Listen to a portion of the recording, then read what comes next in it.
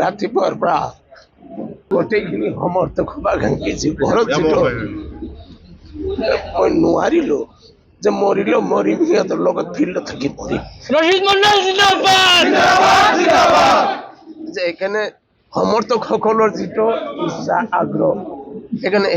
মই মোৰ বেমাৰক তুচ্ছ কৰি পেলাই মই ওলাই আহিছোঁ যে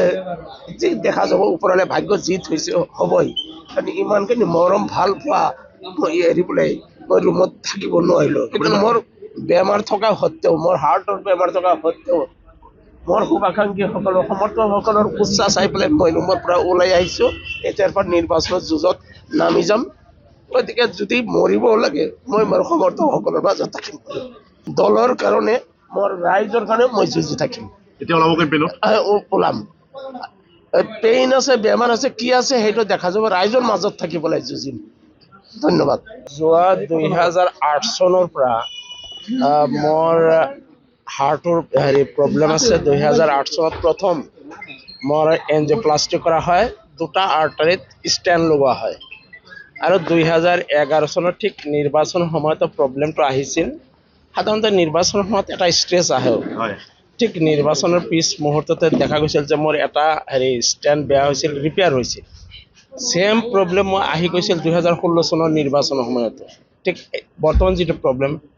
নিৰ্বাচনটো কোনোমতে পাৰ কৰাৰ পিছত নিৰ্বাচনৰ পিছ মুহূৰ্ততে মোৰ থাৰ্ড ষ্টেণ্ড লগোৱা হয় অৰ্থাৎ বৰ্তমান মোৰ হাৰ্টত তিনিটা আৰ্টাৰীত তিনিটা ষ্টেণ্ড লগোৱা আছে সাধাৰণতে নিৰ্বাচনৰ সময়ত বিভিন্ন কিছুমান ইছ্যুৰ কাৰণে এটা ষ্ট্ৰেছ আহি যায় আৰু সাংঘাতিক ধৰণে মই এই ফিলিংছটো আহি যায় সেম কথা 2021 অৱশ্যে এইটো প্ৰব্লেম হোৱা নাছিল 2011 নিৰ্বাচনত এইটো প্ৰব্লেম আহিছিল 2016 নিৰ্বাচনত এইটো প্ৰব্লেম হৈছিল আৰু 2026 নিৰ্বাচনতো ঠিক তেনেকুৱা ধৰণৰ এটা প্ৰব্লেম অনুভৱ কৰিছে ইয়াত বহুত কেইটা কাৰণ আছে জানে আপোনালোকে যে মই কংগ্ৰেছ দলৰ বিধায়ক আছিলোঁ কংগ্ৰেছ দলৰ সকলো নেতা কৰ্মীৰ মৰমৰ আছিলোঁ বিশ্বাসৰ আছিলোঁ বিশেষ কাৰণত বিশেষ ব্যক্তি বিশেষৰ কাৰণে মই সেই দলটো এৰি আহি অখিল গগৈদেৱৰ লগত যোগ হওঁ আৰু অখিল গগৈদেৱৰ প্ৰতি মোৰ বেলেগ ধৰণৰ শ্ৰদ্ধা ভক্তি আৰু বিশ্বাস আছে তেখেতে মোক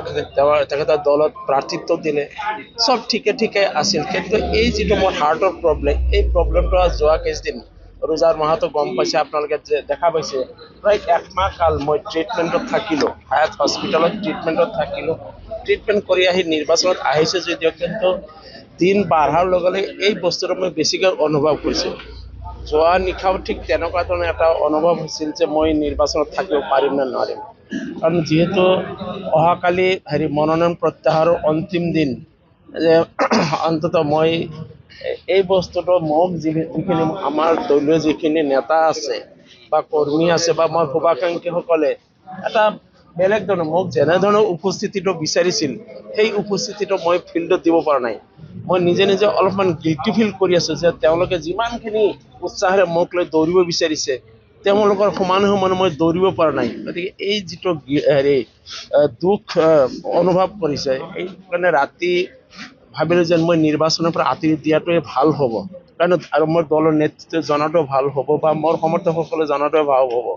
আৱেগিকভাৱে তেনেকুৱাকৈ দুজনক মই কৈছিলোঁ বা লিখিতভাৱেও জনাইছিলোঁ যে নিৰ্বাচনৰ পৰা মই আঁতৰি থকাটো ভাল হোৱা আনকি মই জিলাৰ আয়ুক্তকো কৈছিলোঁ যে মই আঁতৰি থাকিব লগা হয় নেকি একান্তই ব্যক্তিগত চিকিৎসাজনিত কাৰণত এই বস্তুটো হৈছিল